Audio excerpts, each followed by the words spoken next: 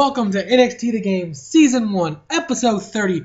We are back on the trail at NXT this week after the Dusty Rhodes Classic, where Hideo Itami and Finn Balor defeated the Young Bucks for the Tag Team Classic titles. Let's get straight into the show. I have my son today here with me, Cohen, so he will be watching. Alright, you ready, Cohen? Yeah. Alright, here we go.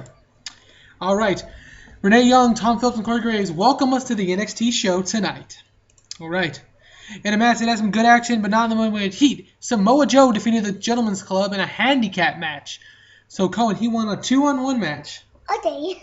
Alright, let's see what's next. Alright, after Samoa Joe won, though, Chuck Taylor and Drew McIntyre, who have now lost one-on-one back-to-back, and Samoa Joe, begin to beat up Samoa Joe in the ring until Apollo Crews hits the ramp and makes the save. The Gentleman's Club exits the ring as Samoa Joe is coming to and having seen what just happened.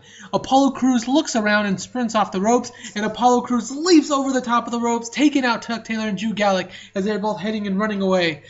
Crews stands up, playing to the crowd, and turns to Samoa Joe, who taps his chest, pointing to him and telling him, "Good job, Apollo." Do you mean Dean Ambrose? That's not Dean Ambrose, that's Chucky Taylor.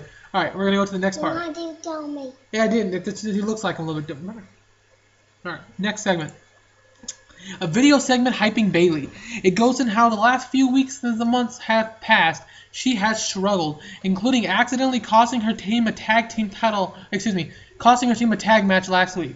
Bayley hype, her journey continues. Next, the camera picks up with Bayley talking to Candice LeRae in the back. Bayley, big spot, Candice. You get to main event next week against Gail Kim for the women's title. The fans cheer at the side of Bayley. Candice now shows up. Not really, Bayley. I mean, you can spare me all the week to get ready. Sparred me all week to get ready, but this is the biggest match of my life. I'm ready. Bayley looks sad. Look, Bayley, when I win the title, you can be the first one to get a title shot, okay? Bayley smiles. It's not that, says Bayley.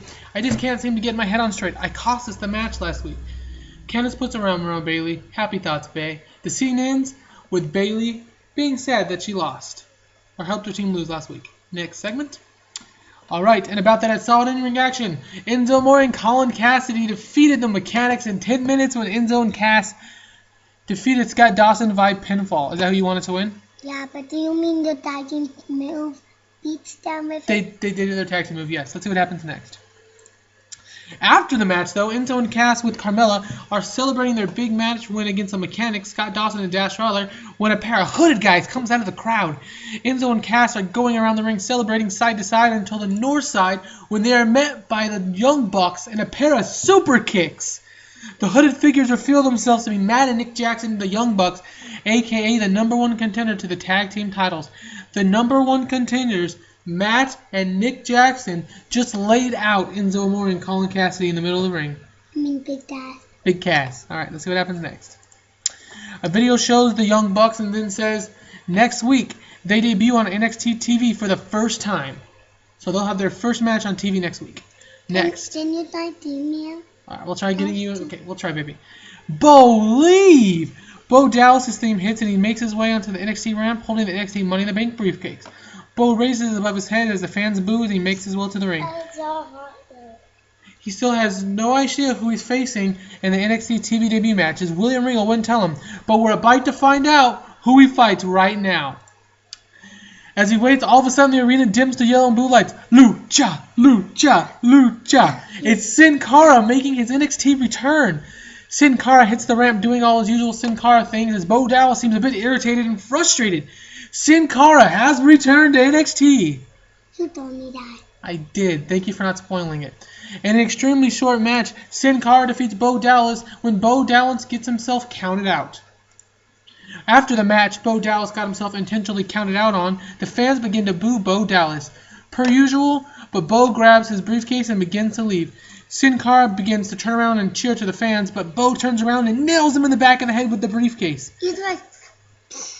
Yes, sound effects. In the back. Yeah. Bo Dallas raises it high above his head and yells to the fans that they too can be what he is. All they have to do is... Believe! Alright, so what's next? Alright, Renee Week says, next week, per Commissioner Regal, we're going to see Apollo Crews and Samoa Joe taking on the Gentleman's Club. So remember, this week Samoa Joe won a 2-on-1 match against them, and then they attacked him after, but Apollo Crews made the save. So they're going to fight 2-on-2 next week. All right, Corey Graves says, should be a great match. Apollo and Joe have been bonding lately. All right, now a video plays hyping Candice LeRae versus Gail Kim next week in the main event for the title. All right, here we go. In an extremely important match, Baron Corbin beat Mojo Rawley in 2 minutes with the end of days. This was just a match of Baron Corbin getting some heat. Getting some heat. So basically, Baron Corbin getting a win here. The scene now finds Bo Dallas walking backstage, pretty pissed off, but talking to himself. Tommy doesn't move, and Bo Dallas puts his hands on his shoulder and he pushes past him. They ran into each other. Tommy turns around and gets into his face, but William Regal happens to be just a few steps by and sees what's going on. William Regal, Bo, get to my office right now. We need to have a chat. Bo Dallas smiling. Certainly, Mr. Regal. Bo leaves, walking to his office, holding the briefcase, telling to himself, I believe. Do you believe? William Regal, the commissioner, now walks up to Hideo Itami. Hideo, I'm not one to play favorites, but Bo Dallas, God bless him, could be our champion someday if he accidentally and successfully cashes in his Money in the Bank. He needs some tough love. So do me a favor, Hideo, beat some sense into him. Hideo Itami smiles. Will do, boss. William Regal, excellent. So I'm making the match official. At NXT TakeOver Redemption, it will be Bo Dallas, the NXT Money in the Bank winner, versus Hideo Itami. He's the NXT champion? Yeah, no, he won the Money in the Bank. I made him NXT Money in the Bank. So he's the NXT Money in the Bank. The scene fades as Hideo has a big smile. So what happens next? Alright, the main event, I think. In the main event. And the match has some good action. Drew McIntyre defeated Sami Zayn in 13 minutes by pinfall with a Scott drop following interference from Tyler Breeze. With the match, we had Eva Marie and Tyler Breeze attack Sami Zayn and cost him the win. So that's it this week for NXT. Number 30, we had a great show. Cohen, he joined us this week. My 5-year-old joined us for the show. Want to say anything? Yeah. No. Okay, the Sami Zayn defeated. Because they cheated. So basically, Sami Zayn gets defeated because Tyler Breeze and Eva Marie distracted him, and then Drew McIntyre hit his move. Folks, thank you for joining us for NXT episode 30. We will see you later, and have a great and wonderful day.